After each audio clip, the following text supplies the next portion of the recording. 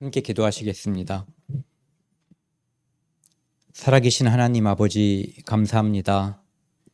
저희로 이 땅에서 배울 수 없는 참된 역사를 배우게 해주시고 그 참된 역사를 통해서 하나님을 발견하고 영생을 발견하고 하나님을 믿고 영생을 얻을 수 있도록 도와주십시오. 오늘 하나님의 말씀 시작하는 시간입니다.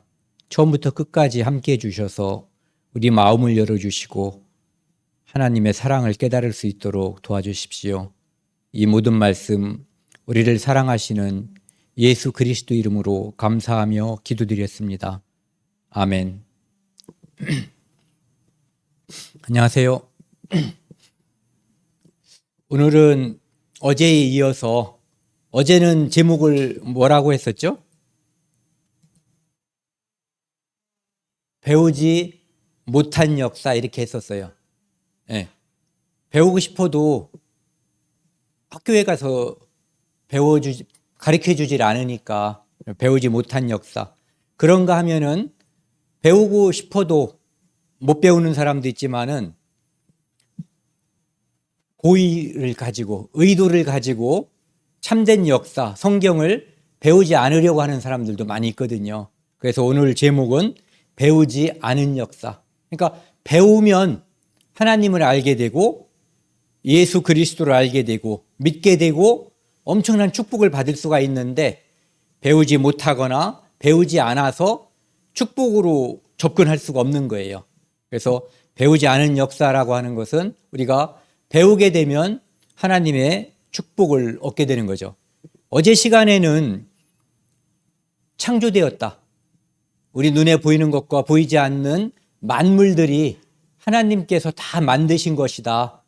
우연히 만들어진 게 아니다라고 하는 것을 주제로 이제 오랜 시간을 말씀을 드렸고, 또 한 가지는 인간이 어떻게 해서 죄인이 되었는가, 왜 인간은 착하게 살려고 여기다가 뭐 문신도 새기고 착하게 살자 이렇게 하고 있지만 실제적으로 그렇게 죄인일 수밖에 없는가, 이거에 대해서 왜를 어제도 말씀드렸죠.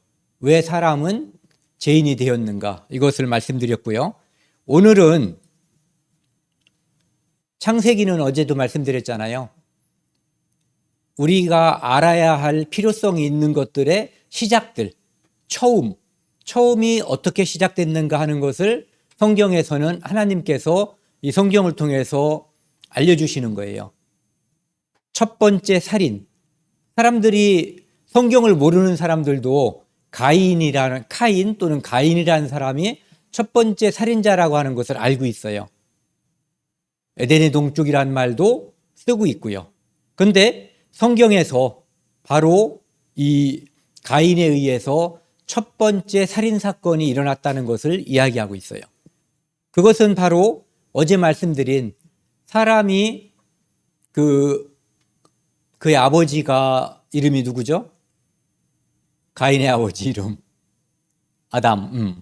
아담이 범죄함으로 말미암아 모든 사람, 아담에게 속한 모든 사람, 지금까지 다 포함해서요, 그 사람들이 다 죄인으로 전락해버린 거거든요. 네. 그래서 죄인은 범죄하게 되어 있는 거예요. 그러니까 범죄했기 때문에 죄인이 되는 것이 아니라 죄인이기 때문에 범죄하는 거거든요. 그 중에서 가장 큰 범죄라고 할 수 있는 첫 번째 살인사건, 이것이 이제 성경에 기록되어 있거든요. 그런데 놀랍게도 그 첫 번째 살인사건의 원인 또는 동기가 되는 것이 정말 괜찮은 일인데 그 사건이 동기가 돼가지고 살인사건이 벌어지는 거예요.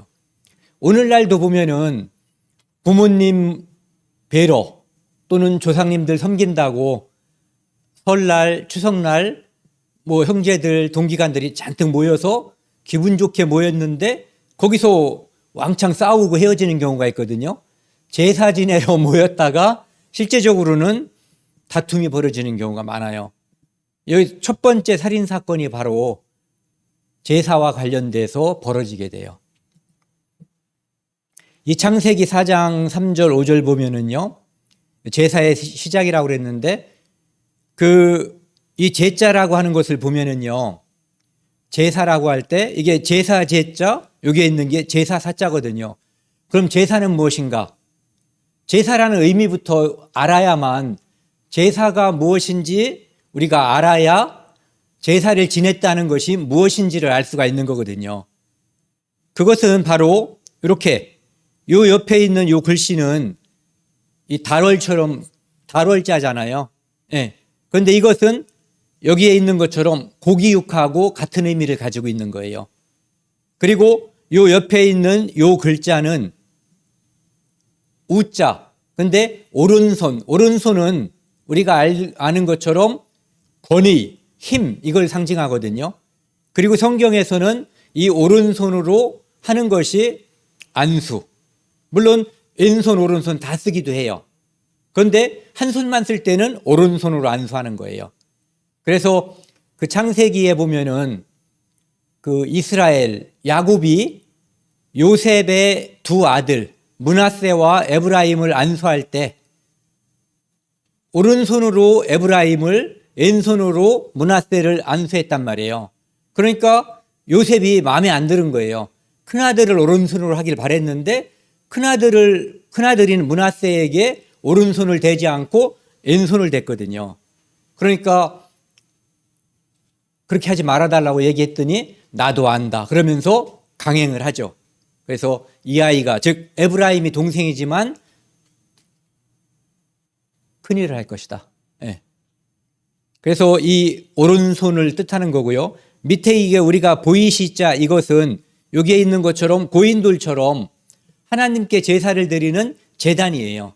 그러니까 지금은 사람들이 조상들한테도 제사를 드리고 산신한테도 제사 드리고 바다신한테도 제사 드리고 온갖 잡신에게 제사를 드리지만 제사의 근본 개념은 우주와 천지 만물을 창조하신 하나님께 내 죄를 용서해 달라고 내 대신 죽은 제물,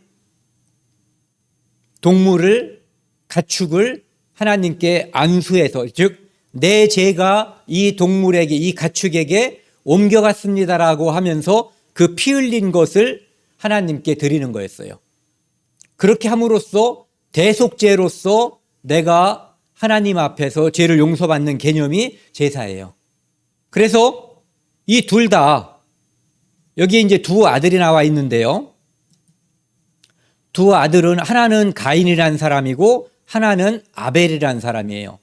그런데 가인은 농사 짓는 사람이었기 때문에 땅의 소산으로 하나님께 드렸고, 아벨은 양치는 자였기 때문에 양의 첫 새끼와 그 기름으로 하나님께 드렸거든요. 그러니까 둘 다 하나님을 섬기는 마음이 있었던 거예요. 그리고 둘 다 아버지, 어머니에게 하나님께 너희가 죄를 지으면 하나님께 짐승을 잡아서 그 피와 기름으로써 하나님께 드려야 된다는 것, 즉 대속법에 대해서 분명히 듣고 배운 거예요. 그렇기 때문에 누군가 한 명은 올바른 제사를 드릴 수가 있었던 거거든요. 그런데 문제는 둘 다 제사를 드렸는데 땅의 소산으로 드린 아벨의 제사는 하나님이 받지 아니하셨고, 양과 그 기름으로 드렸던 아벨의 제사는 받으셨어요. 받으셨다는 것은 하나님의 불이 내려와서 그 제물을 살라버린 거예요. 그래서 여기 보시면 빨간 글씨요. 같이 한번 읽겠습니다. 여호와께서 아벨과 그 제물은 연락하셨으나 가인과 그 제물은 연락하시 아니하신지라. 그래서 가인이 하나님께 화를 냈고 옆에 있는 만만한 동생을 돌로 쳐 죽인 거예요. 이것이 첫 번째 살인사건이에요. 하나님께 인정받지 못한 사람은 하나님께 인정받은 사람을 해치고자 하는 마음을 늘 갖게 되는 것 같아요. 인류 역사는 어떻게 보면은 하나님의 사람과 하나님의 사람이 아닌 사람들의 싸움인데, 이 땅에서는 하나님을 믿지 않는 사람들이 대부분 이겨요. 그래서 첫 번째 살인사건이 그렇게 해서 벌어진 거예요. 여기 보시면은 아벨은 양과 그 기름으로 제사를 드려서 하나님께서 연락하셨거든요. 불이 내려왔어요. 그런데 기다려도 가인의 제사에는 하나님께로부터 어떠한 기쁘게 받아들인다고 하는 어떠한 소식이 없었던 거예요. 그래서 돌로 쳐서 그 동생을 죽이게 된 거죠.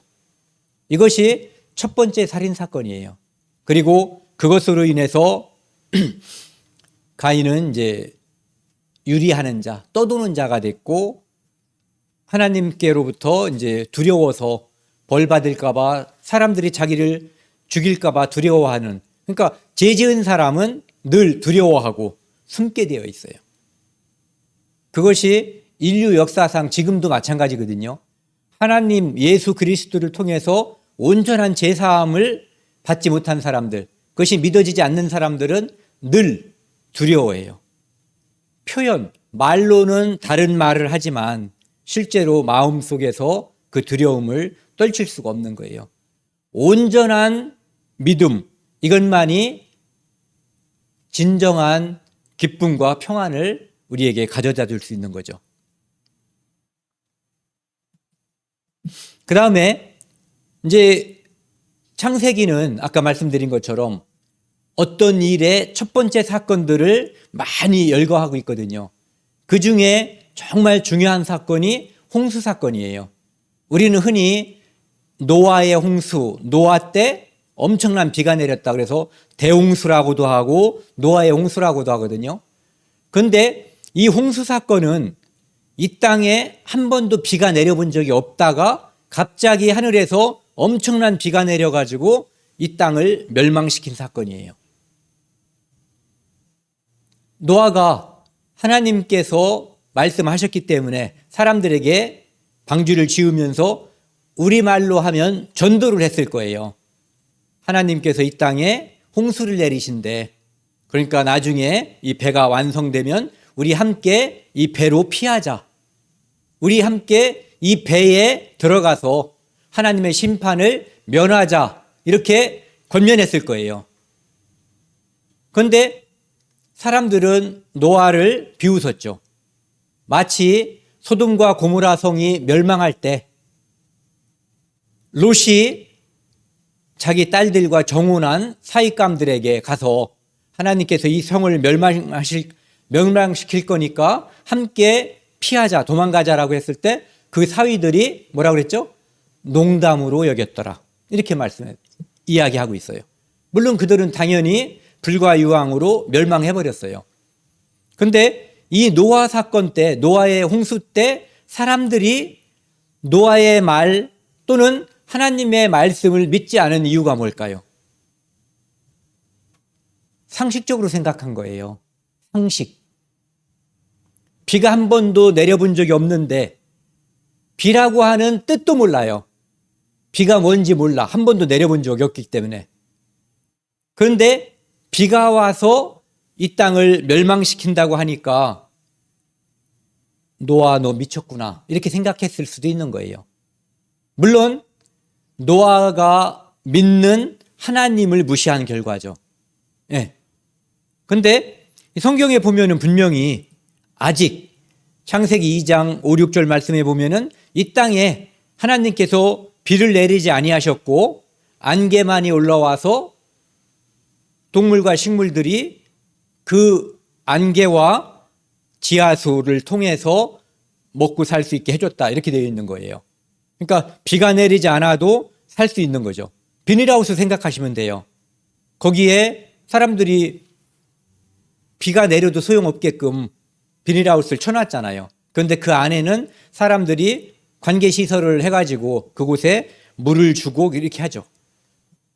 그것처럼 그 당시엔 비가 내리지 않았는데 그러니까 사람들이 하나님의 능력과 하나님에 대해서 잘 몰라서 노아를 몰랐다기보다는 하나님을 믿지 않고 몰랐기 때문에 방주 즉 홍수에 대해서 대비하지 않았다라고 볼 수가 있는 거죠. 창세기 7장에 보면은요, 6장에 그런 말씀이 나와 있어요. 노아가 당대 의인이었고, 그리고 홍수를 하나님께서 내리셔서 이 땅을 모두 심판한 이유가 나와 있는데 그 이유가 뭐냐면은 죄예요. 죄가 이 땅에 차고 넘쳤다는 거예요. 그래서 모든 사람들을 다 죽이고 노아, 하나님께서 인정하는 의인이라고 인정하는 노아라는 사람을 통해서 이 땅의 역사를 다시 시작하는 거예요. 지금까지 역사는 뭐예요? 아담을 통해서 이렇게 이어져 온 거예요. 그 중에 한 사람만 딱 골라서 노아라는 사람을 통해서 이제 다른 사람, 다른 가문은 다 멸망하는 거죠. 그리고 노아의 가문만 이제 살려서 이 땅의 사람들을 다시 의로운 사람들을 통해서 이 땅의 역사를 시작하려고 한 거예요. 그래서 노아가 600세 되던 해 둘째 달 17일, 즉 노아 600살 2월 17일 날 여기 보시면은 큰 기품의 샘들이 터지며 하늘의 창문들이 열려 40주야를 비가 땅에 쏟아졌다고 돼 있어요. 그러니까 노아가 600세 되던 해 2월 17일 날부터 40일 동안 밤낮 없이 비가 쏟아졌는데 그 비가 올 수 있는 물이 쏟아져 내린 두 가지죠. 하나는 쏟아져 내렸고 하나는 폭발해서 터진 거예요. 즉 하늘에서 내리고 지하수가 터진 거죠. 그래서 이 땅을 완전히 철철 넘치게 해버린 거예요. 근데 그 앞에 보면은 이제 하나님께서 노아에게 방주를 만들라고 하셨거든요. 방주라고 하는 것은 우리가 흔히 생각하는 배는 유선형이잖아요. 이렇게 물고기처럼 생겼죠. 그런데 방주는 여기 나와 있는 이 긴 상자와 같은 거예요. 방자라고 하는 것은 모란 뜻이에요. 여기 이렇게 탁자 같은 데 보면 이렇게 직각된 거 있잖아요. 애들 부딪히면은 다치는 거. 그렇게 각진 것을 모라고 하는 거예요. 모서리. 그리고 주는 배. 그러니까 각진 배라는 거죠. 왜 각진 배냐 하면은 일반적으로 배는 유선형으로 만들어 가지고 목적지가 있고 힘을 덜 들이고 편하게 갈 수 있게끔 물의 저항을 덜 받게 만드는 거거든요. 그런데 이 방주는 그럴 필요가 없어요. 목적지가 필요 없고 목적지가 어딘지도 몰라요. 다만 하나님께서 비를 내리면 부력이 생기잖아요. 나중에 둥둥 떠서 이 배 안에 들어있는 사람들과 짐승들이 안전하게만 있으면 되는 거예요. 그러니까 배가 부서지지 않고 안전하면 되는 것이지 어디를 빨리 가야지 되거나 뭐 이럴 목적이 전혀 없는 거예요. 그래서 하나님께서 그 길이와 그 규모 이것을 알려주셨거든요. 길이는 오늘날 크기로 따지면 대략 150m 정도, 300규빗. 엄청나게 큰 배죠. 그리고 이 너비는 50규빗, 25m 정도 돼요. 그 다음에 높이는 30규빗, 15m 정도.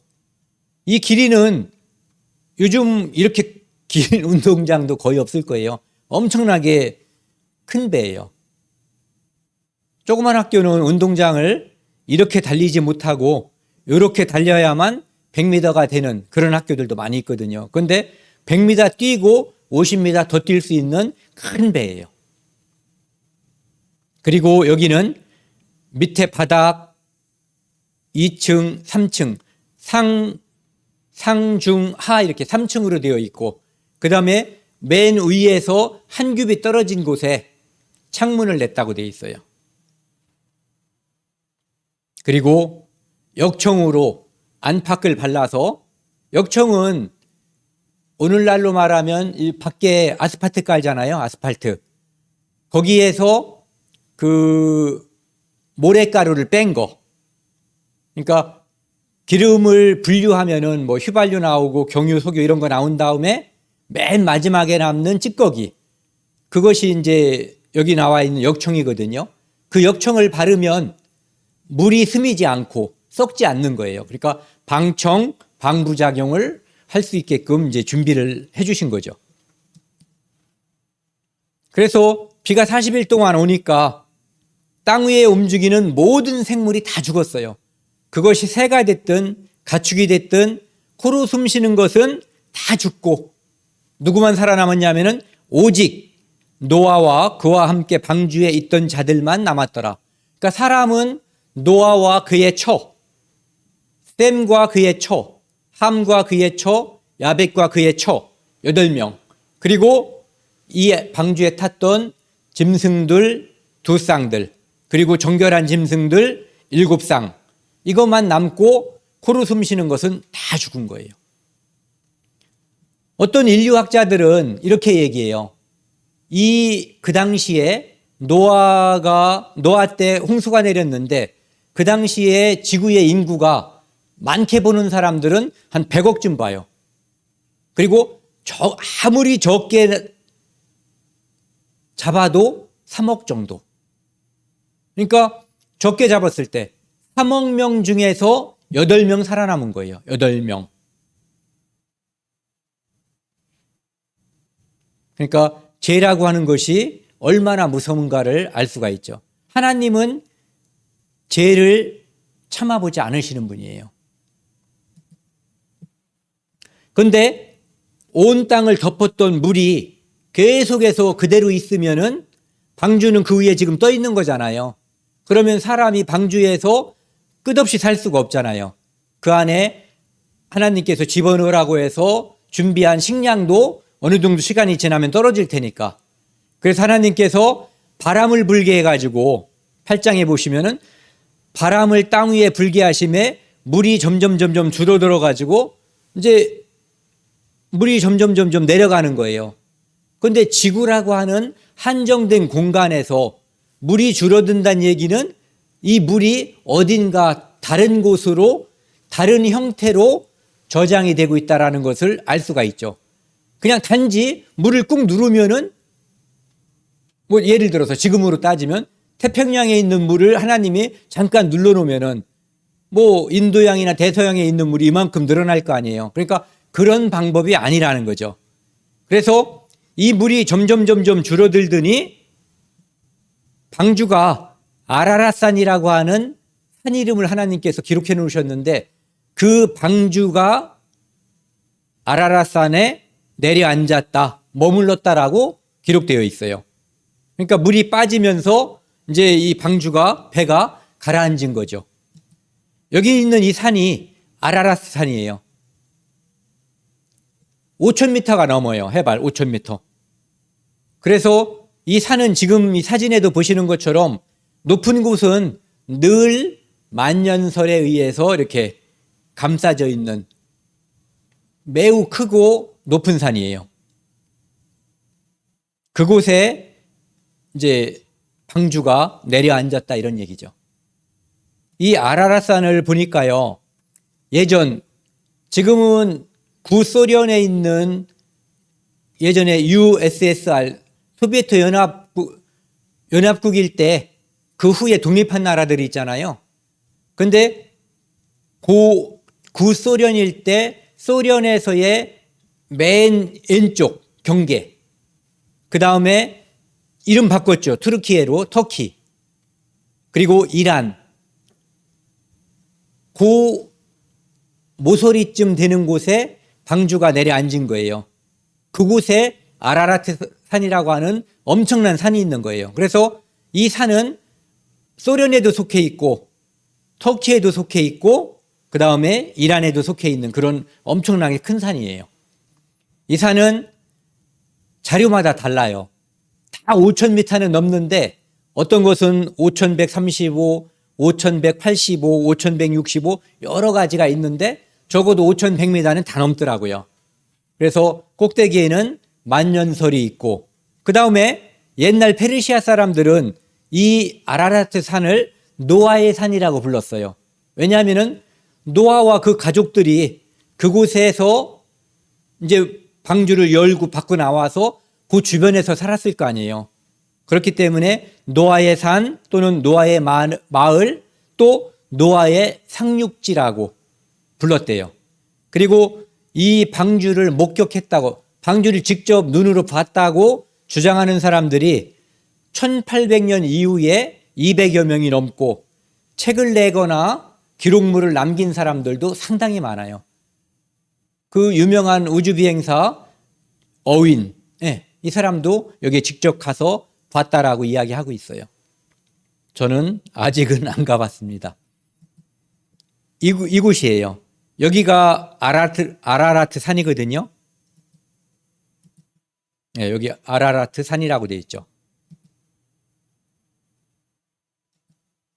여기가 보면은 터키, 투르키에, 러시아, 그런데 예전에는 여기 조지아, 아르메니아, 아제르바이잔, 이것이 다 구소련에 속해 있었거든요. 그리고 이 밑에가 이란이거든요. 그러니까 이 산이 투르키예하고 오늘날 옛날에는 소련하고 이란에 걸쳐서 있는 엄청나게 큰 산에 그 방주가 내려앉았다는 거예요. 아라라트 산에. 그리고 이것은 그 아르메니아 있잖아요. 아르메니아라는 나라가 있는데 그 나라의 공식 국장이에요. 여기 보시면은 가운데 보이시나요? 뭐가 있는지? 네. 여기 보시면은 아라라트 산이 있고 그 위에 이렇게 뭐 올려놨죠. 네, 방주예요. 그러니까 이 나라 사람들은 이 노아의 방주 사건, 노아의 홍수 사건을 사실로 받아들여요. 그리고 자기들이 노아의 후손이라고 공식적으로 기록하고 있어요. 아르메니아 사람들은. 뿐만 아니라 실제로는 기록하고 있지 않을 뿐이지 이 땅에 지금 살아있는 모든 사람들은 그러니까 노아의 세 아들, 셈, 함, 야벳 세 아들 중에 누군가의 후손이에요. 이건 분명한 사실이에요. 근데 이제 좀 전에 물이 빠져서 방주가 아라라산에 머물렀잖아요. 그런데 아라라산은 높은 산이다 보니까 이 바닥까지 물이 다 빠지는 데는 더 시간이 걸렸던 거예요. 그래서 601년, 아까 노아 홍수가 언제 시작됐다고 그랬죠? 600살 2월 17일. 그런데 601년, 그러니까 1년이 지금 지나간 거예요. 그 다음에 둘째 달 21의 날. 언제 끝났냐면은 600년, 노아 600년 2월 17일 날 홍수가 시작됐고, 그 다음에 601년 2월 27일 날 땅이 말라서 방주 밖으로 나온 거예요. 그러니까 1년하고 11일째 되는 날 밖으로 나왔어요. 그러면은 성경에는 이 노아의 홍수에 대해서 자세히 그리고 사실적으로 기록한 책이 이 성경밖에 없어요. 사람들은 이 노아의 홍수 사건에 대해서 의문점을 가지고 있어요. 첫 번째, 물은 어디로 갔는가? 이 지구를 다 감쌌기 때문에 8사람 빼놓고 다 죽여버린 그 홍수의 그 물들은 과연 어디로 갔는가? 그 다음에 두 번째 질문, 그럼 그 물들은 어디에서 왔는가? 세 번째 질문, 사람이 홍수 전에 노아가 600세, 홍수 끝났을 때 601세, 그리고 통틀어서 노아가 950세까지 살았다고 돼 있는데 과연 사람이 900살까지 또는 600살까지 살 수 있었는가? 이런 의문점을 가지고 있어요. 그거에 대해서 한번 살펴보자고요. 욥기라고 하는 성경을 보면은요, 여기에 하나님께서 당시 사람들, 후대 사람들에게 이렇게 밝혀진 사실이 아니면 이해할 수 없는 그러한 과학적인 일, 또 사람들이 이해하기 어려운 것들에 대해서 기록한 것들이 많아요. 그런데 여기 보시면 욥기 37장 10절 말씀을 보면은요, 아까 이제 창세기에서는 얼음이 처음 언 사건, 홍수 후에 얼음이 얼게 된 거예요. 그런데 그것을 욥기에서 기록하고 있어요. 여기 보시면은 하나님의 입김이 얼음을 얼게 하고 물의 너비를 줄어들게 하느니라. 여기에 이 지구가 물로다가 가득했는데 이 물이 이렇게 높이 있다가 점점 줄어들었다는 얘기예요. 그럼 그 물이 어디로 갔냐 하면은 얼음이 되어서 이렇게 북극과 남극에 얼음이 쌓이니까 여기에 얼음이 늘어나니까 이쪽에 있는 물이 점점 내려앉은 거예요. 줄어드는 거죠. 이렇게 함으로써 지구를 감쌌던 그 물들이 이제 줄어들게 만든 거죠. 얼음을 얼게 만들므로써. 또 한 가지는요. 이 시편 33편 7절에도 그가 바닷물을 무더기같이 쌓으시며 바닷물을 갖다가 엄청나게 예전에는 홍수 때는요. 아마 바다에 그러니까 육지를 모든 바다가 덮고 있었잖아요. 그런데 이 육지의 높이가 거의 평탄화됐을 거예요. 그래서 이 깊은 바다라는 것이 없고 뭐 비슷했을 거예요. 그런데 하나님이 깊은 바다를 만드는 거죠. 깊은 바다를 만들려면 땅이 있으면은 여기 여기를 꽉 눌러버리는 거죠. 그러면 어떤 일이 벌어져요? 그 옆에 있는 데가 만큼 툭 튀어나오겠죠. 이것을 우리는 유식하게 조산운동이라고 학교에서는 가르치는 거예요. 조산운동.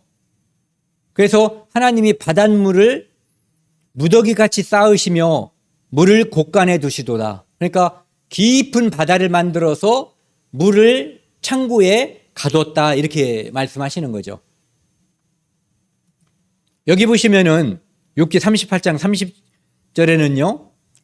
물은 돌같이 굳어지고 이 물은 원래 이렇게 유동성이 있잖아요. 그런데 얼어버리면 돌 같아져요. 그러니까 홍수 때 이 물을 하나님께서 북극과 남극에 얼려버리니까 여기 있는 물이 점점 줄어드는 거죠. 그런데 여기 있는 얼음이 녹아버리면 여기 있는 물이 점점 늘어나겠죠. 지금 환경공해 뭐 이런 거로 인해서 온난화 이런 거로 인해서 물이 지금 조금씩 늘어나는 추세라고 그러잖아요. 그러니까 하나님께서는 사람이 잘 살 수 있게끔 준비해 놓으셨는데 인간들이 그 욕심 때문에 공해를 일으키고 그것으로 인해서 온난화가 생기는 바람에 지금 이제 태평양에 있는 섬들은 살 곳을 잃어서 이제 떠나고 나라가 없어지고 그런다고 하잖아요. 그래서 여기 보시면 물은 돌같이 굳어지고 깊은 바다의 수면은 얼어붙느니라. 그래서 이 얼어붙은 곳에 얼음이 계속 쌓여서 남극과 북극에는 엄청나게 많은 얼음들이 존재하게 되는 거죠. 여기 보시면은 물을 저장하는 방법은 두 가지가 있어요. 하나는 큰 그릇에 저장하는 거예요. 이것이 바로 물을 저장하는 방법 중에 하나죠. 여기에 저장할 수 있는 물은 매우 적지만 바다, 여기 있는 것처럼 마리아나 해구 챌린지 해연 같은 데는요. 바다 깊이가 11km가 넘어요. 이런 것들이 몇백 킬로에 걸쳐서 있기 때문에 그곳에 저장할 수 있는 물은 엄청나게 많은 거예요. 그리고 저도 예전엔 몰랐었는데 조사를 하다 보니까 바다의 평균 깊이가 저는 이제 충남에 살았었거든요. 예전에는. 그러다 보니까 주로 제가 자주 갔던 바다는 서해안이에요. 충남 서해안 쪽. 그러니까 뻘이 있고 깊은 바다를 별로 본 적이 없어요. 그런데 모든 바다를 다 통틀어서 평균 깊이를 따지면 깊이가 3,800m나 된대요. 그리고 이 지구의 모든 높이를 평균하면은 840m. 만약에 이 840m를 다 갈아서 바다에다 다 집어넣어 버리면은 바다 깊이가 조금 올라오겠죠.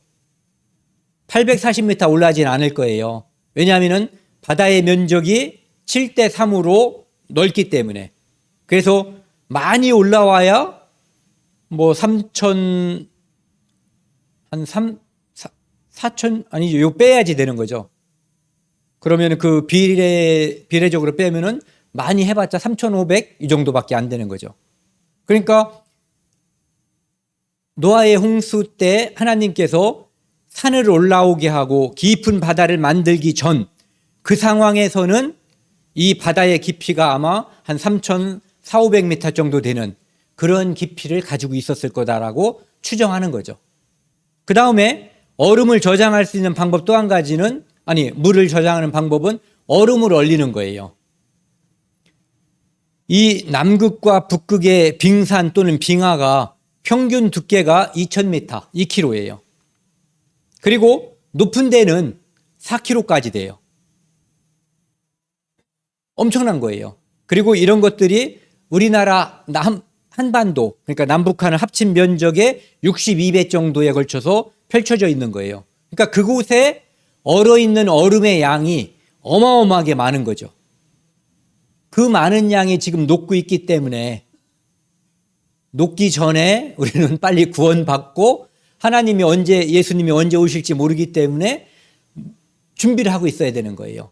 그래서 여기 보시면은 남극에 있는 얼음만 녹아도 해수면이 적어도 60m 이상 상승한다고 그래요.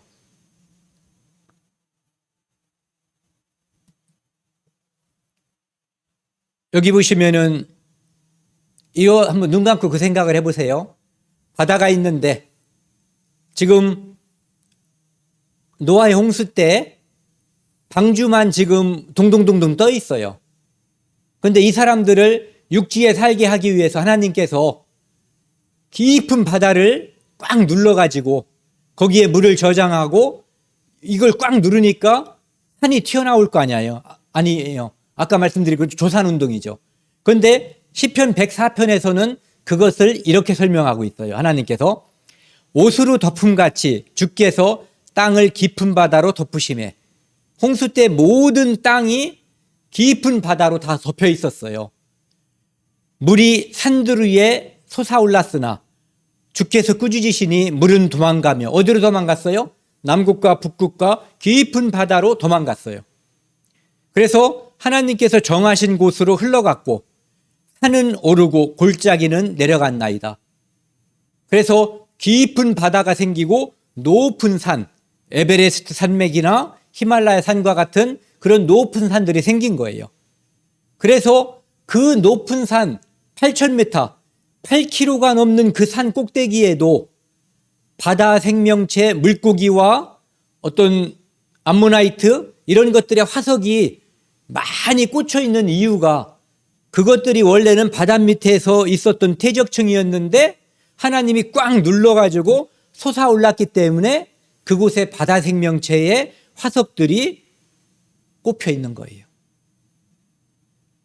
주께서 물의 경계를 정하여 넘치지 못하게 하시며 다시 돌아와 땅을 덮지 못하게 하셨나이다. 하나님께서 우리가 살 수 있게끔 이 육지와 바다를 구분해 주셨어요. 그리고 얼음이 얼지 않게끔, 녹지 않게끔 남극과 북극은 차갑게 해주셨고, 여기 어제도 한번 보여드렸는데요. 여기를 보시면은 이 지축이 23.5도 기울어져 있잖아요. 홍수 때는 이렇게 되어 있었을 가능성이 있는 거예요. 지축이 90도. 그렇기 때문에 적도 지방에는 엄청나게 많은 햇빛이 쏟아지잖아요. 그러니까 여기에서 증발이 일어나서 남극과 북극으로 수증기가 가고 여기에 눈이 떨어지면 여기에 눈이 쌓이고 이것이 언제까지 반복되냐면은 여기에 있는 물이 다 없어질 때까지. 그러니까 어쩌면 지구는 요만하고 위에 쌓여있는 눈과 아래 쌓여있는 눈이 이렇게 큰 이상한 형태가 될 수도 있었던 거예요. 그런데 이렇게 23.5도를 기울어지게 함으로써 햇빛이 여기를 중심으로 한번 보세요. 이게 해라고 보고요. 그러면 여기에 햇빛이 가장 많이 받치거든요. 그런데 이게 쑥 돌아가면서 햇빛 받는 곳이 달라지는 거예요. 이 각도 때문에. 그래서 한 번은 남쪽이 데워지고 한 번은 북쪽이 데워지고 이렇게 함으로써 남극과 북극에 있는 얼음들이 녹지 않고 이 균형을 이루게 되는 거죠. 더 이상 남극과 북극의 얼음이 쌓이지 않고 딱 맞는 균형을 잡아줄 수 있었던 거예요. 그런데 산업혁명 이후에 화석연료를 많이 떼고 사람들이 욕심이 많아져가지고 공장을 많이 짓고 이렇게 함으로써 온난화라고 하는 이상한 현상이 일어나서 이것이 조금씩 녹아서 지금 걱정이 되게 많아요. 지식이 많은 사람들, 즉 환경에 지식이 많은 사람들일수록 걱정이 많아요. 제일 걱정 없는 사람들은 하나님 믿는 사람들. 원래 지구는 하나님께서 말씀하셨어. 옷과 같이 낡아지고 언젠간 갈아입는다고. 그리고 우리는 의에 거하는 바 그의 새하늘과 새 땅을 바라보도다. 네. 믿는 사람들은 이 땅에 영원히 살지 않는다는 걸 알아요. 이 땅이 멸망하고 하나님께서 새하늘과 새 땅을 준비했다는 것을 분명히 알고 있거든요. 어쨌든 홍수 때 이 일이 생겼어요. 그래서 이 땅을 물이 다 덮었었고 그 물들이 남극과 북극의 얼음으로 쌓이고 깊은 바다를 만들었기 때문에 높은 산이 솟아오르게 됐던 거죠. 그리고 하나님께서는 또 예레미야 5장 22절에 보면은요, 바닷가에다가 모래를 둬가지고 엄청나게 집채만한, 집채보다도 크죠. 그런 파도들이 오지만 모래사장에 오면은 팍 죽어버리잖아요. 그래서 사람들이 이렇게 있고 안 도망가요. 모래 있는 곳에는. 근데 저런 방파제 있고 그런 데 보면은 파도가 와서 딱 때리면은 엄청나게 높은 물보라가 생기죠. 막 수십 미터. 근데 모래 있는 곳에서는 그런 일이 생기지 않아요. 하나님께서 모래를 두어 바다의 한계, 바다의 경계를 삼은 거예요. 그것으로 영원한 한계를 삼고 지나치지 못하게 하였으므로 하나님께서 이 모래사장을 넘어서 육지로 바닷물이 오지 못하게 막으신 거예요. 이것이 홍수 후에 하나님께서 육지와 바다의 경계를 삼으신 거예요. 그때는, 그 전에는 모두 바다였잖아요. 그런데 이제는 바다 따로 육지 따로 그 경계가 모래가 된 거죠. 그래서 이 모래를 함부로 다 파다가 어디다 쓰고 팔아먹고 그런 데는 그쪽 바다는 다 망해요. 그래서 파도가 거세게 이나 그것을 모래를 이기지 못하며 뛰노나 그것을 모래를 넘지 못하느니라. 그래서 영원한 한계 경계를 모래를 통해서 두셨다. 바다에 파도가 오면 얼마나 무섭겠어요. 그런데 이런 말씀을 하나님께서 해주셨기 때문에 모래를 넘어오진 않아. 딱 믿고 있는 거죠. 이게 약속인 거예요. 약속을 믿는 사람들은 평안해요. 약속을 못 믿는 사람, 이것은 늘 불안한 거죠. 그래서 두 번째는 이제 물이 어디로 갔는가 알았죠. 깊은 바다와 남극과 북극의 얼음으로 얼려놓으신 거예요.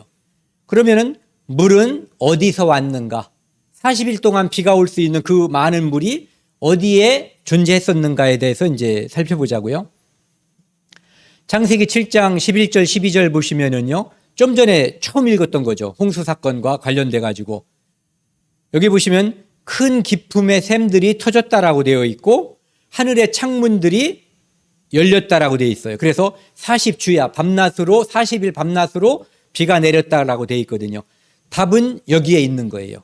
즉 지하수가 터졌고, 그러니까 지하수가 엄청나게 많이 존재한다는 거죠. 사람들은 이 지하수가 이렇게 땅속에 있다는 것을 잘 몰라요. 얼마나 많은 지하수가 땅속에 있는지. 그리고 지금은 보이지 않고 사라졌지만, 지금은 바다로 가버렸지만 이 하늘 위에 엄청나게 많은 물들이 예전에는 있었다. 이것을 하나님께서 기록해 두셨어요. 여기 보시면은 창세기 1장 6절에서 8절 보시면은요, 하나님이 이르시되 물 가운데 궁창이 있어. 물 가운데니까 물이 양쪽에 있다는 뜻이잖아요. 물과 물로 나뉘라 하시고 하나님이 궁창을 만드사 궁창 아래의 물과 궁창 위의 물, 즉 가운데가 궁창이면은 위에도 물이 있고 아래도 물이 있었다 이런 얘기예요. 그래서 하나님이 궁창을 하늘이라 부르셨다. 이렇게 된 거예요. 여기가 땅, 여기가 바다, 여기가 궁창이라고 하는 하늘, 이 위에 물층.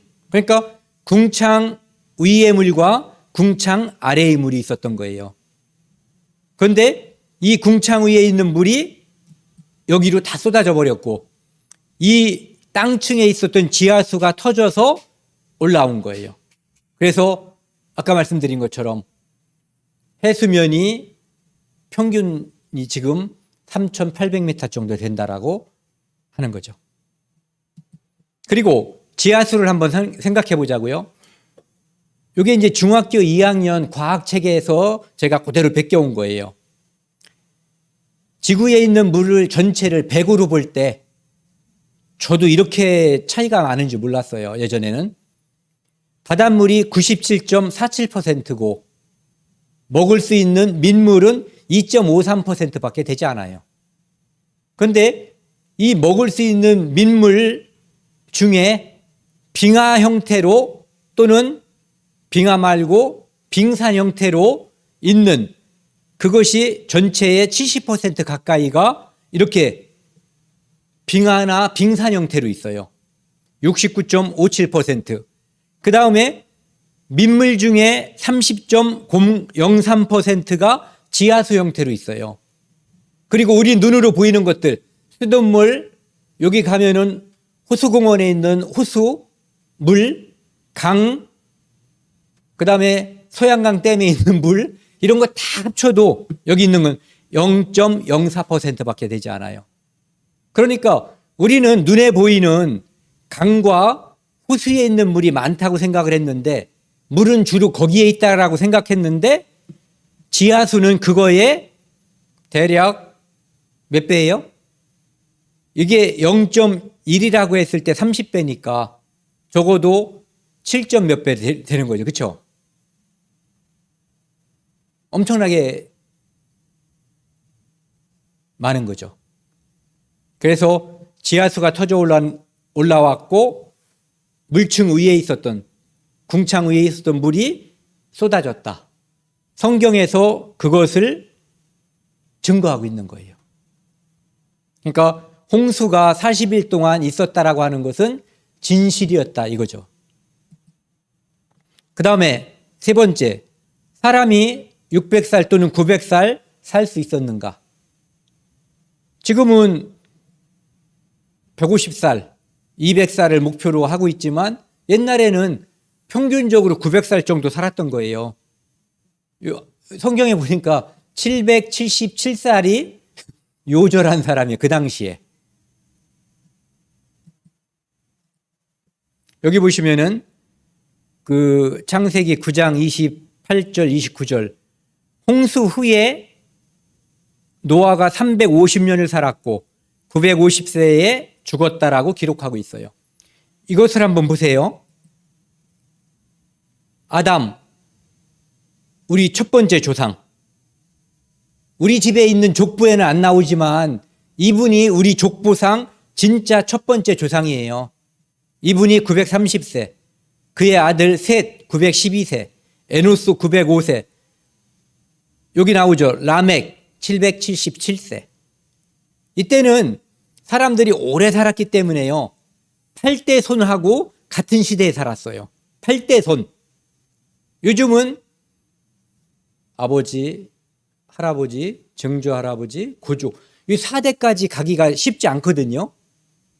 이 정도까지 증조까지는 좀 있지만은 그런데 그때는 뭐라고 부르는지도 모르는 8대 그냥 8대족 이런 분들이 한 시대에 살았던 거예요.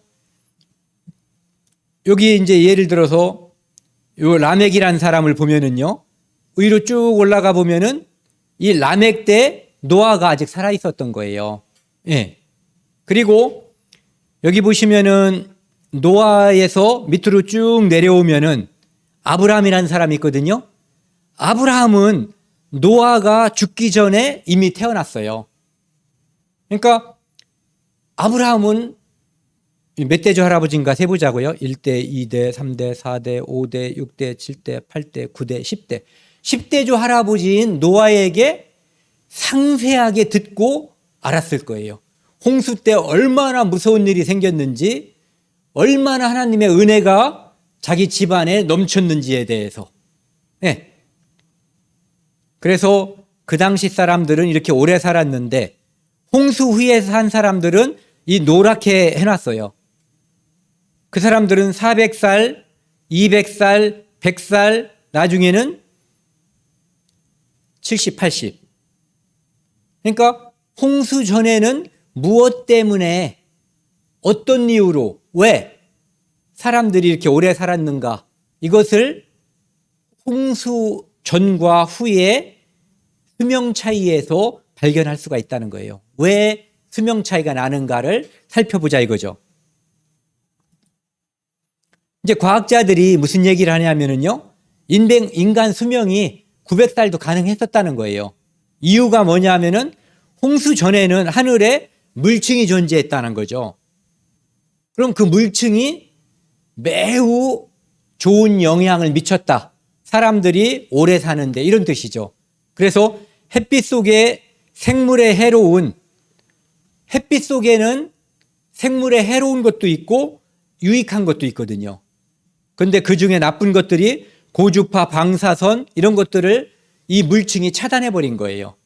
그리고 적당한 햇빛과 온도를 이 지구에 유지하게 했기 때문에 마치 엄마 뱃속은 양수가 들어있잖아요.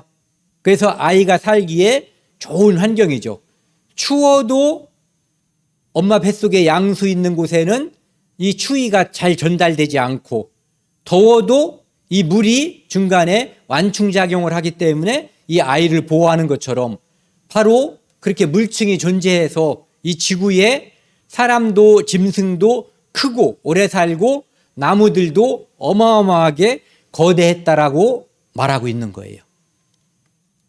이 그림을 한번 보세요.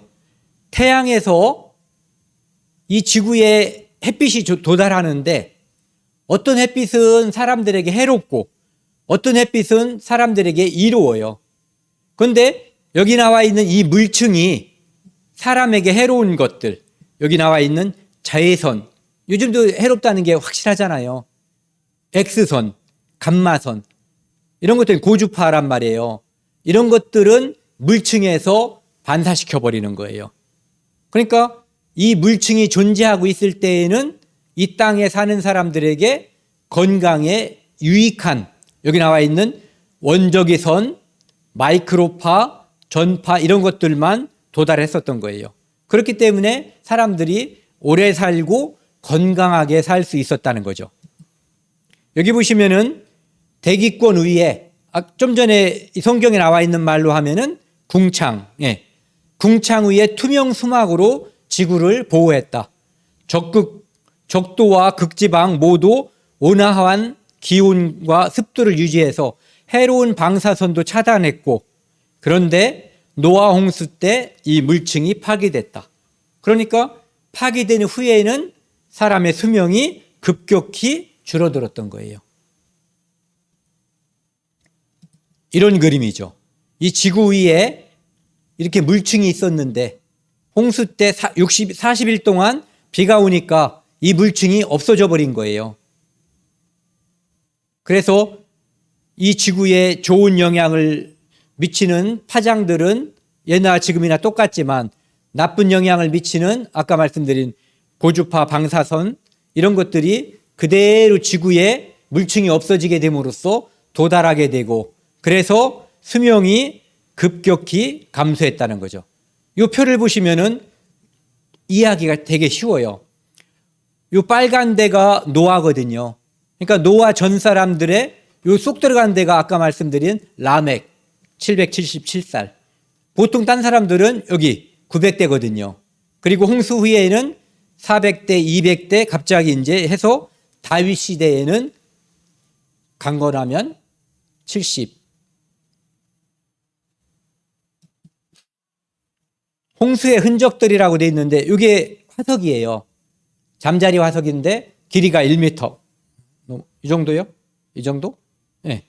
그러니까 사람만 오래 산 것이 아니라 그 당시 살았던 짐승들, 모든 것들이 다 크고 건강하게 오래 살 수 있었던 거예요.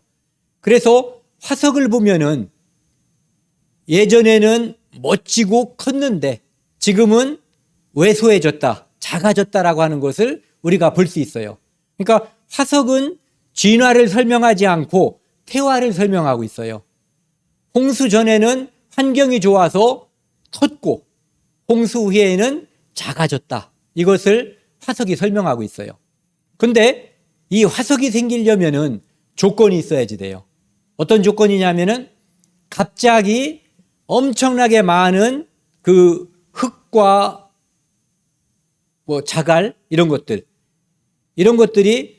한 번에 몇십 미터 또는 몇백 미터 수 킬로 이것이 한꺼번에 덮쳐야만 여기에 열이 있어서 열과 압력으로 이 안에 있는 화석이 생명체가 부패하지 않고 흔적을 남기게 되는 거예요. 그러니까 예를 들어서 여기에 잠자리가 한 마리가 있는데 1년에 1mm씩 쌓인다면은 토사가, 모래가, 그러면은 1mm 쌓여서 열과 압력으로 이걸 누르기 전에 이미 썩어서 아무런 흔적이 없어지겠죠. 이 말씀을 왜 드리냐면은 이 땅이 오래됐다라고 주장하는 사람들이 있어요. 진화론자들이. 수십억 년 됐다고 말하거든요. 그런데 성경을 믿는 사람들은 이 땅이 그렇게 오래되지 않고 6천 년 정도, 아무리 많이 잡아도 10,000년 이하라고 이야기를 하고 있어요. 그런데 각각 주장하는 그 학설에 따라서 자기들 이야기를 전개해 나가는 거예요. 하나의 이론이 동일과정설이라는 거예요. 뭐냐면은 이 지구는 옛날부터 지금까지 같은 환경, 같은 과정이 계속해서 반복됐다는 거죠. 그래서 이 땅에 굉장히 많은 퇴적층이 있는데 이 퇴적층들이 1mm 쌓이는데 여기 보시면은 50년이 걸린다는 거예요. 그러면은 이 잠자리가 요즘 잠자리라고 치자고요. 이렇게 1m가 아니라 요즘 잠자리 10cm짜리. 이 10cm고 두께가 1cm쯤 잡자고요. 이것을 잠기게 하는데도 몇 년 걸려요? 500년이 걸리는 거예요. 그러면은 이 안에 1년은커녕 며칠 만에 이 잠자리는 썩어서 화석이 되지 않을 거예요. 이것을 주장하는 것들이 이제 이론이 동일과정설이에요. 토사 퇴적에 걸리는 시간이 매우 길다. 그래서 1mm에 50년, 10cm에 5,000년, 1m에 5만 년. 우리 그냥 그러잖아요. 5만 년 걸리겠다고. 1m 쌓이는데 5만 년 걸린다는 거예요. 그러면 분명히 말씀드리지만 화석은 생기지 않아요. 생길 수가 없는 거예요. 그런데 격변설이라는 게 있어요. 그건 뭐냐면은 홍수라든지 또는 화산이 폭발해가지고 갑자기 토사가 몇십 미터, 몇백 미터 이것이 한꺼번에 그냥 쌓여서 그 밑에 어떤 생명체가 있으면 그것이 열과 압력으로 눌려서 그대로 화석이 된다. 이것을 무엇을 믿는가는 내 마음이에요. 그런데 과연 이것을 믿을 수가 있겠냐 이런 얘기죠.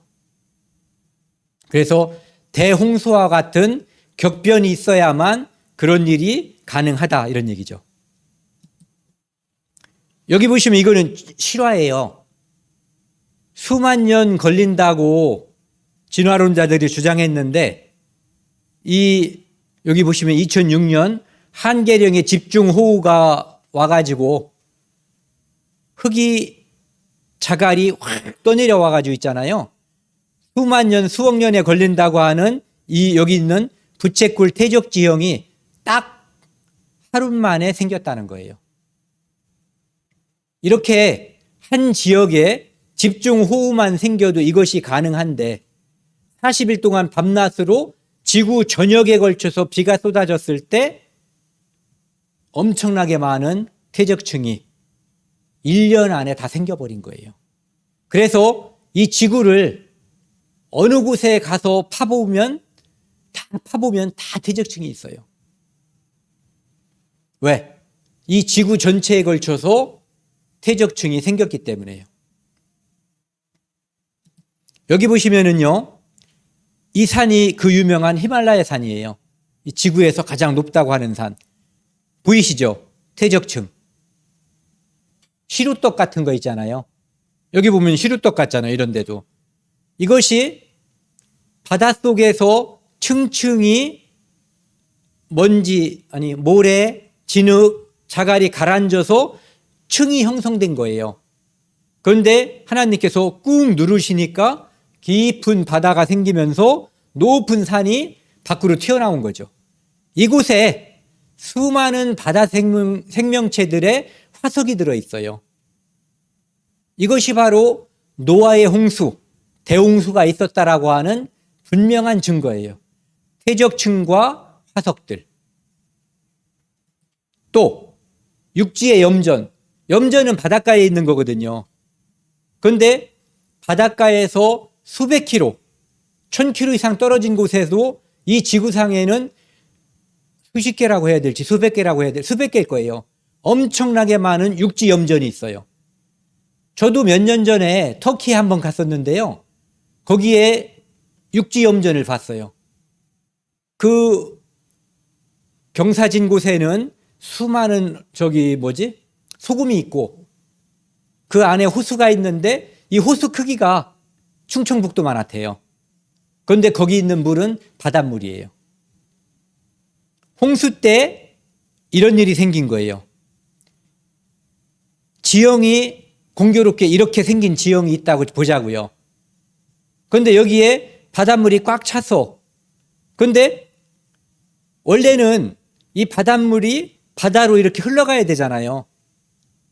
그런데 여기가 이렇게 올라와 있고 이쪽이 이렇게 올라와 있다 보니까 바닷물이 여기에 갇혀버린 거죠. 그래서 증발되고 비가 오고 여러 가지 걸치다 보니까 그냥 육지인데 이 전체가 엄청나게 큰 크기, 100km도 넘고 막 그런 것도 있는 거예요. 이것이 육지의 염전이 된 거예요. 그리고 어떤 곳에서는 이 지각 변동에 의해서 동굴을 이렇게 파고 들어가면은 소금이 나와요. 그런 게 바로 홍수가 이 지구 전역에 걸쳐서 있었다라고 하는 증거들 중에 하나죠. 여기 이곳은 그랜드 캐년이에요. 다 보셨거나 들어보셨을 거예요. 여기는 바다에서 1000km 이상 떨어져 있는 곳이에요. 이 계곡은 이 높이가 1.6 내지 1.7km 정도, 굉장히 깊은 계곡이에요. 그리고 이 계곡이 400km 이상 펼쳐져 있어요. 그런데 여기 보시는 것처럼 층으로 되어 있어요. 이 지구의 거의 모든 곳이 다 이렇게 되어 있어요. 그런데 여기는 이렇게 파져 있는 곳이 눈으로 잘 보이기 때문에 사람들이 이 층을 잘 관찰할 수 있을 뿐이죠. 돈만 많으면 이 오창도 있잖아요. 포크레인 100대쯤 갔다가 계속 파면은 밑으로 옆으로다가 이걸 다 발견할 수 있어요. 퇴적층이 쭉 있다는 거. 그래서 이 사람들이 아까 주장한 게 있죠. 1mm에 50년. 그래서 이 층을 쭉 쌓이는데 수억 년이 걸린다고 이야기하는 거예요. 그런데 실제로는 1년 안에 생긴 거예요. 홍수 때. 그리고 이곳에도 바다 생명체의 화석이 수도 없이 많이 발견돼요. 전시하고 있는 곳도 많이 있어요. 같은 곳이에요. 지금은 여기에 물이 쫄쫄쫄쫄 흘러요. 그래서 가가지고 콜로라도 강이 되는 건데, 그런데 지금은 물이 요만큼밖에 안 흐르는데 어떻게 이렇게 큰 골짜기가 생겼냐고요. 홍수 때 있었던 이 물이 빠져나가면서 침식작용이 있었던 거예요. 그런데 그 후에는 그렇게 큰 물이 흐를 물이 없는 거예요. 그러니까 여기 바닥에 조금 이제 흐르는 거죠. 그리고 주변은 거의 다 사막이고 애리조나 사막이요. 하나님께서 이런 모양도 만드셨어요. 이게 인위적으로 한 게 아니에요. 하나님께서 홍수 때 이렇게 정말 무지개 떡 같은 이런 지층을 만드신 거예요. 그래서 내가 만들었다. 홍수 때 보여주는 거죠. 그리고 사람들이 생각할 때 이 지구의 역사가 매우 오래됐다라고 말할 때 써먹는 것 중에 하나가 이 종유석이에요. 여기 그 단양 보수동굴, 그 다음에 제주도에도 무슨 동굴이 있는데 또 제가 거기 두 군데 다 가봤어요. 근데 이렇게 위에서부터 내려오는 것을 종유석이라고 하고 밑에서 자라는 것을 석순이라고 하고 이렇게 연결된 것을 석주라고 해요. 그런데 이것이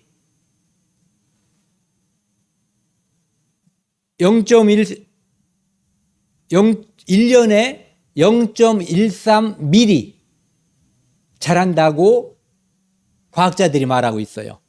그러니까 10년 자라면 1.3mm, 100년 자라면 13mm, 1000년 자라면 130mm 이렇게 되는 거예요. 그런데 그래서 이것이 하나 생기는데 수억 년 걸린다라고 주장을 했는데 여러 곳에서 그것이 사실이 아니라는 게 발견됐어요. 어떤 거냐면 예를 들면 어떤 집에서는 왜 집도 지면 석회암지대에 있는 곳은 지하실에 물이 똑똑똑 떨어져 가지고 밑에서 자라고 위에서 이렇게 해가지고 연결이 되는 거예요. 그런데 이 집을 지은 지가 50년도 안 되는데 지하실에 3m 되는 석주가 생겨버린 거예요. 이건 무슨 얘기예요? 그 사람들의 이론으로 따지면 이것은 이 집이 적어도 몇 억 년이 돼야지 되는 거예요.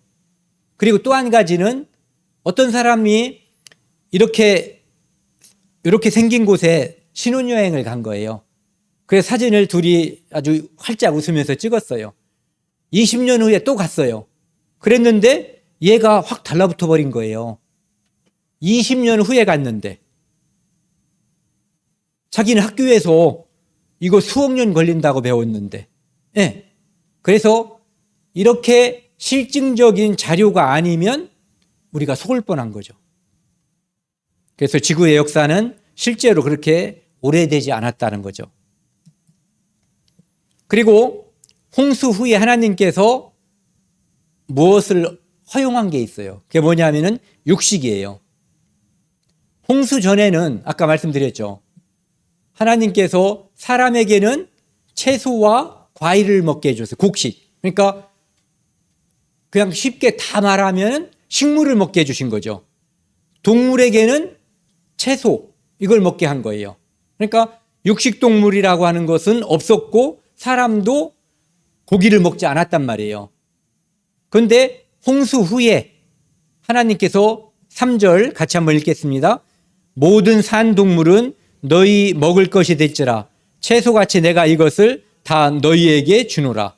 그리고 동물들에게도 땅의 모든 짐승과 공중의 모든 새와 땅에 기는 모든 것과 바다의 모든 물고기가 너희를 두려워하며 너희를 무서워하느니 이것들은 너희의 손에 붙이었습니다.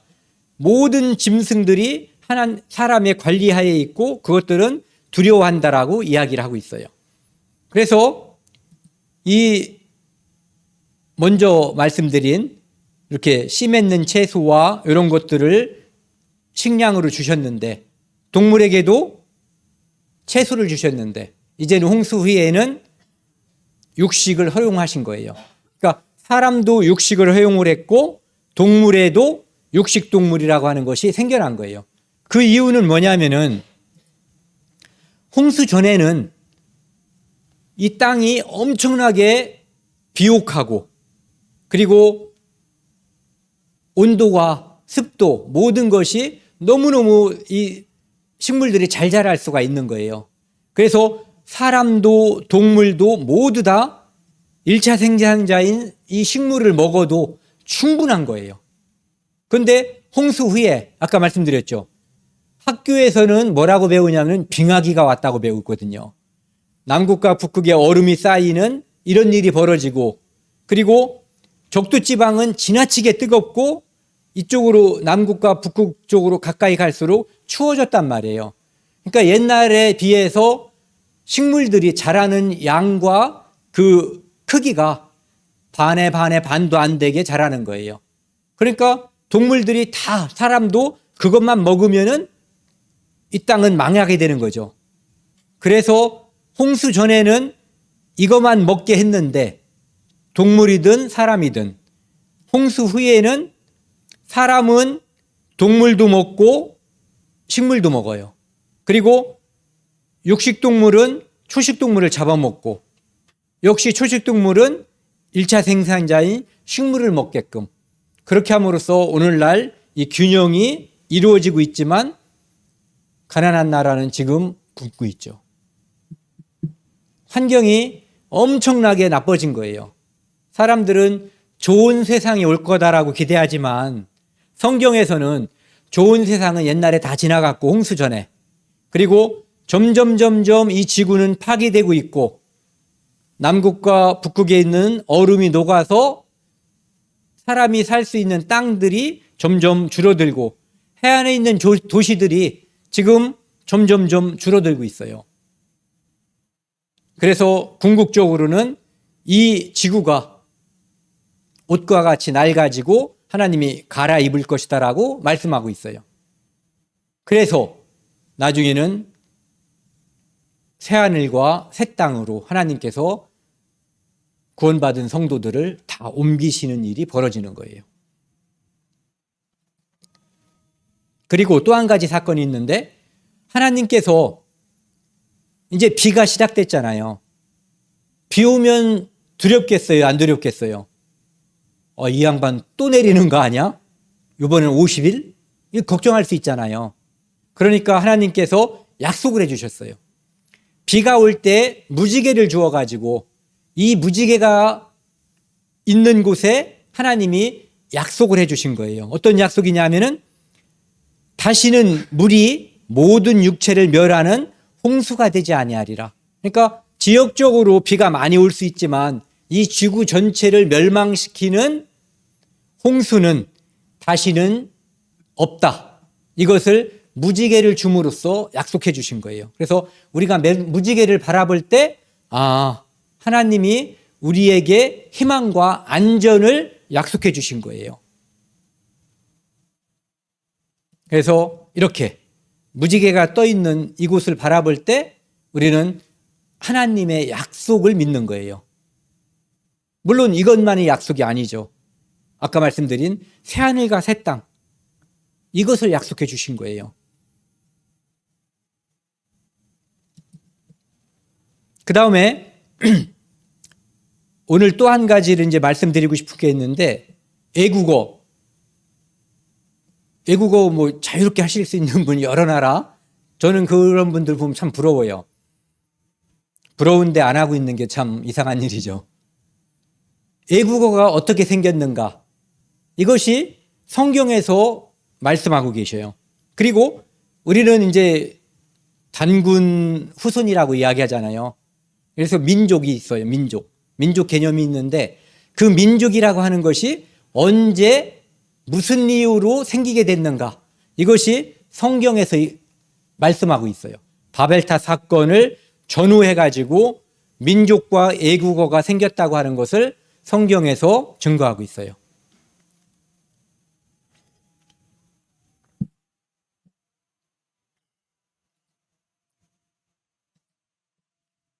창세기 11장에 보면은요, 온 땅에 하나의 언어를 사용했다고 돼 있어요.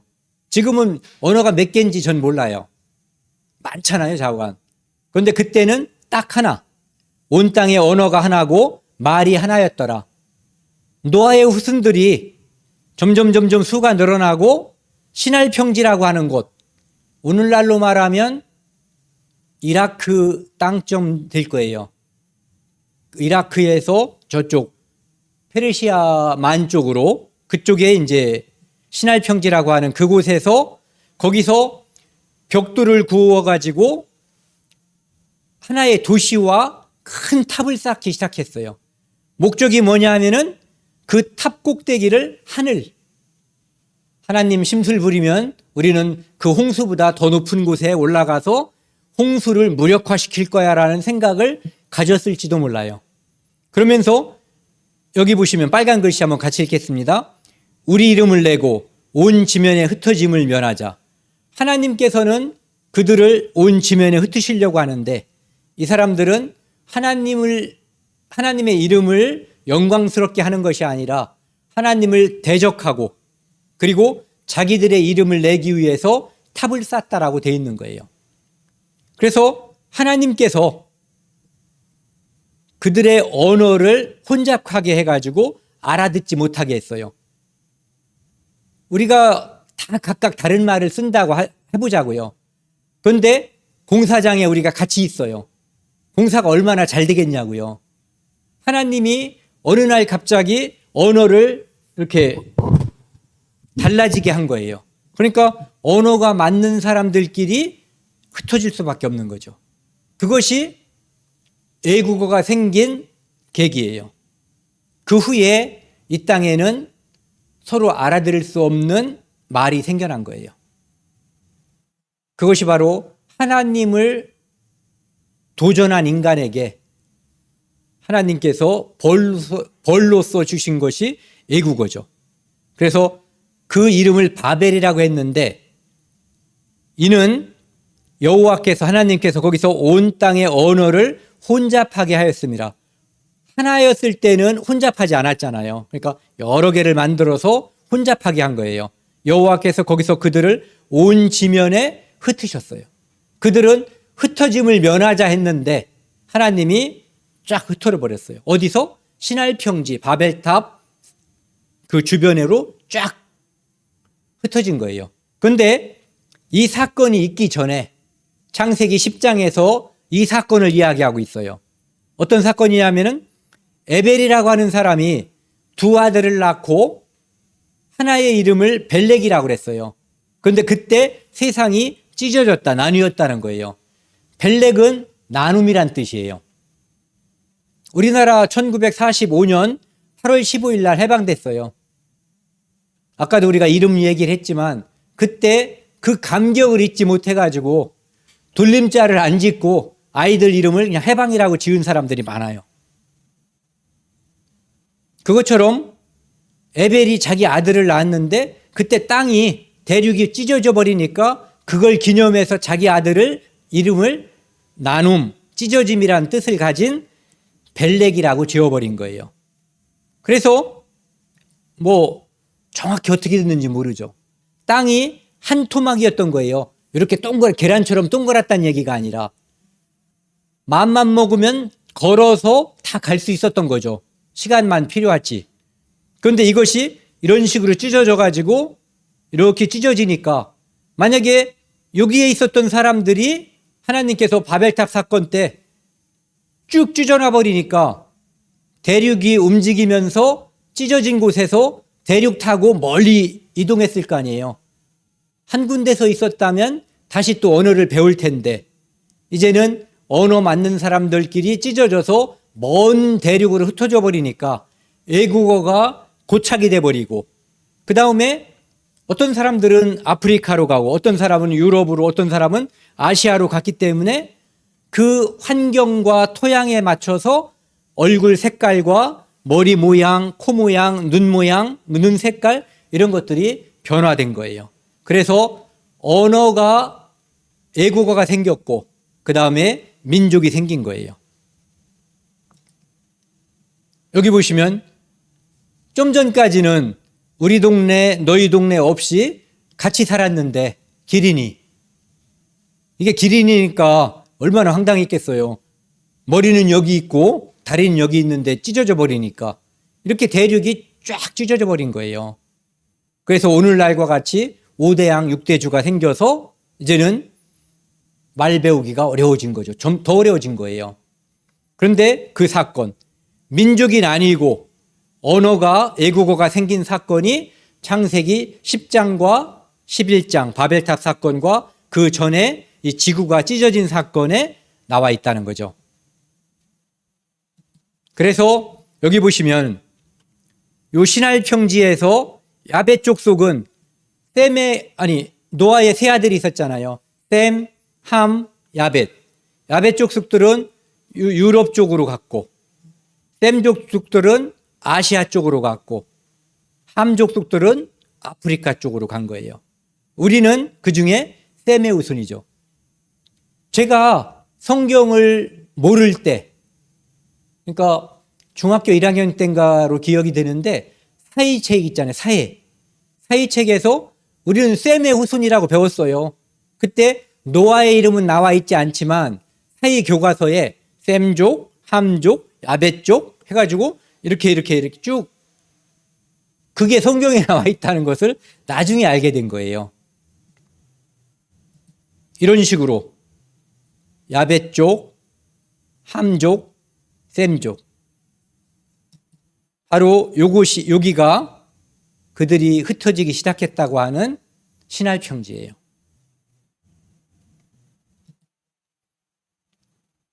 창세기 10장 32절을 보면은요, 그들은 셈의 자손이니 그 족속과 언어와 지방과 나라대로 였더라. 그들은 그 백성들의 족보에 따르면, 어제도 족보 말씀드렸죠. 족보에 따르면 노아 자손의 족속들이요, 홍수 후에 이들에게서 그 땅의 백성들이 나뉘었더라. 제가 여기 셈 족속만 얘기한 것이 우리가 셈 족속이기 때문에 셈 족속만 인용한 거예요. 함 족속 따로, 야벳 족속 따로 다 나눈 거예요. 그래서 민족을 나눌 때 뭐로 다 나누냐면은 언어로 나누거든요. 우리는 우랄알타이 어족, 뭐 여러 가지 있잖아요. 퉁구스 어족, 게르만 어족, 잉글로 섹슨 어족, 뭐뭐뭐뭐 어족. 언어로 족속을 나누는 것, 민족을 나누는 거예요. 성경적이에요. 그러니까 바벨탑 사건으로 인해서 민족이 이렇게 나뉘었고 확정됐다라고 우리가 알 수 있는 거죠. 어제도 보여드렸지만 이렇게 생긴 사람도 있고, 우리는 여기 근처에 가까워요. 이렇게 생긴 사람도 있고, 이렇게 생긴 사람, 이렇게 생긴 사람. 하지만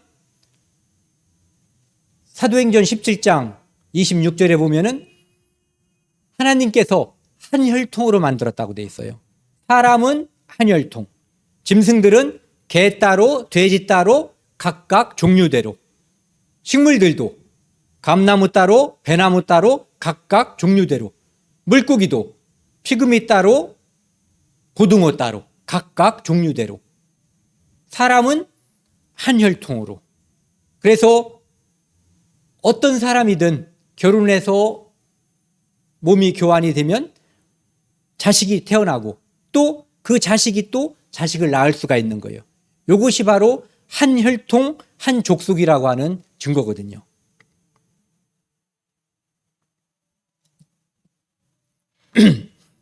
그 다음에 이제 우리가 살면서 유대인이란 말을 많이 들어봤을 거예요.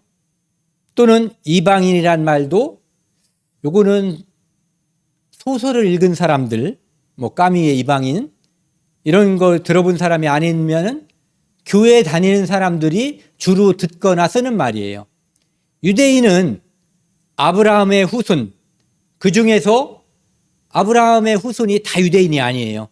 이제 나중에 표를 가지고 간단하게 설명드릴 건데, 오늘 9시가 될 때까지 요걸 좀 설명드리고 내일 이 이스라엘 역사에 대해서 말씀을 드릴 건데, 유대인의 시작, 즉 이스라엘 민족의 시작에 대해서도 성경에서 설명하고 있어요. 유대인은 무엇인지, 이방인은 또 무엇인지. 유대인이 아닌 사람이 이방인이에요. 이방인 아닌 사람이 유대인이고요. 그리고 나중에 시간이 되면은 그것을 한번 말씀드리고 싶어요. 이스라엘을 사람들이 중동의 화약고 또는 세계의 화약고라는 말을 많이 쓰거든요. 거기서 터지면 연쇄적으로 전쟁이 터져서 온 세상에 전쟁이 다 일어날 수 있다는 거예요. 그리고 그곳은 위험한 곳이라는 거죠. 언제 전쟁이 날지 모르는 위험한 장소다. 그러면은 왜 이스라엘을 중동의 화약고 또는 세계의 화약고라고 하는지 그것도 한번 말씀을 드리는 시간을 갖도록 하겠습니다. 이 창세기 12장에 보면은요, 아브라함이라고, 처음에는 이 사람 아브라함을 하나님께서 이름을 바꿔주셨어요. 무엇으로? 아브라함으로. 아브라함의 의미는 뭐냐면은 열국, 여러 나라의 아버지다, 이런 뜻이에요. 근데 하나님께서 이 아브라함이란 사람을 우르라고 하는 곳, 좀 전에 시나이 평지 근처예요. 그곳에서 가나안 땅으로 부른 거예요. 그래서 하나님이 아브라함이란 사람을 한 명을 딱 골라서 그 사람에게 약속해 주셨어요. 너를 통해서 큰 민족을 이루게 할 거다. 그리고 내가 복의 근원이 될 것이다라고 약속해 주셨어요. 그러면서 세상에 이런 약속을 해 주셨어요. 3절은 같이 읽겠습니다. 너를 축복하는 자에게는 내가 복을 내리고 너를 저주하는 자에게는 내가 저주하리니 땅의 모든 족속이 너를 인하여 복을 얻을 것이니라 하신지라. 아브라함을 축복하면 얘도 축복하고 아브라함을 괴롭히면 하나님께서 얘를 괴롭혀 주시겠다는 거예요.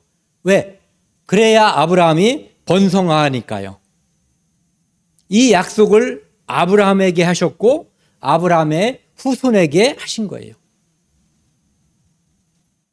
그리고 여기 빨간 글씨는 특별한 의미를 가지고 있어요.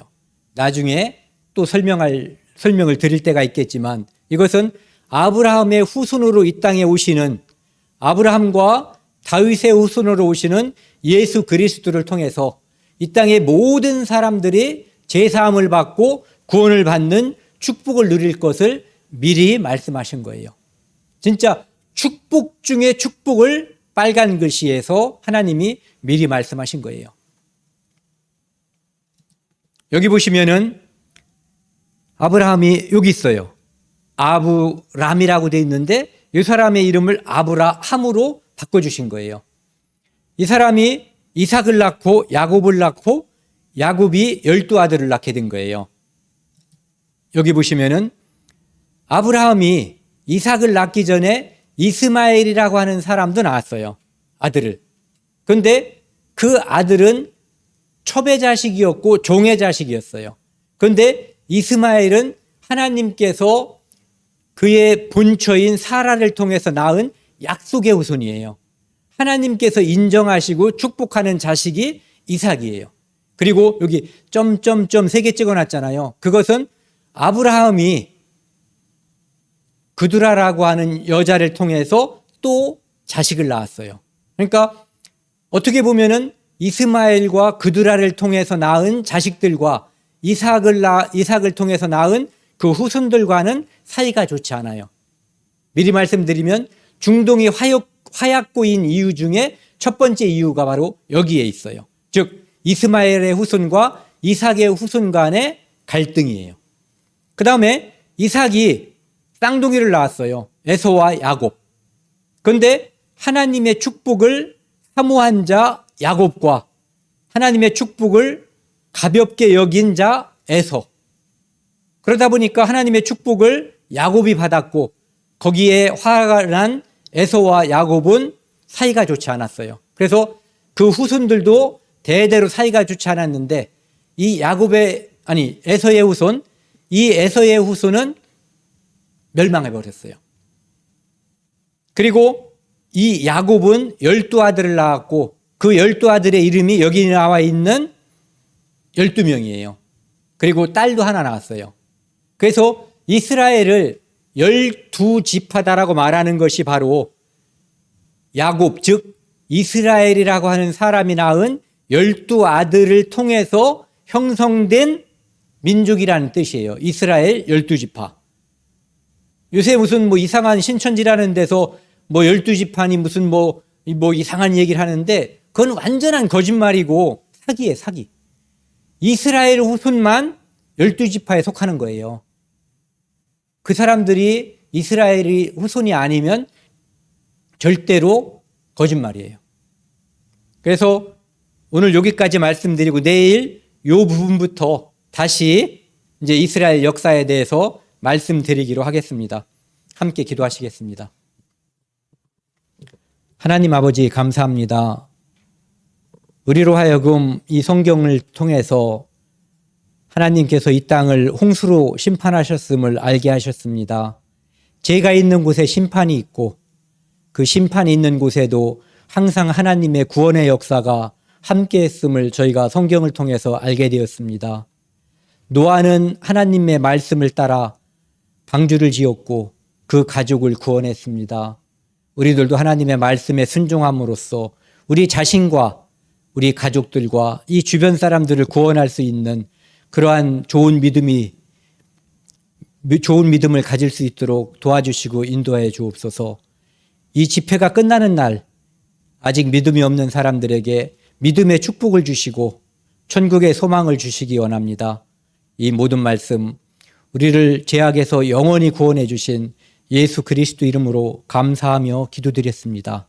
아멘.